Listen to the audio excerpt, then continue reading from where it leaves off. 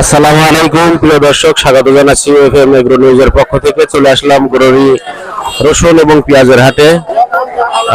ধানও মোটামুটি আমদানি হয়েছে আজকে রসুনের আমদানি অনেকটা বেশি মনে হচ্ছে। ব্যাপারীও অনেকগুলো আসছে, দেখেন আপনারা। তো আজকে কিরকম বাজার যাচ্ছে ভাই? বলেছে মুরব্বী 27,2800 27,2800 এগুলি। আর এই কুচি কি দাম বলছে ভাই? 21,500।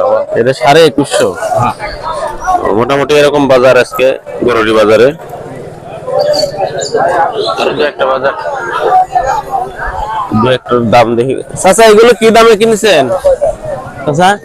2600।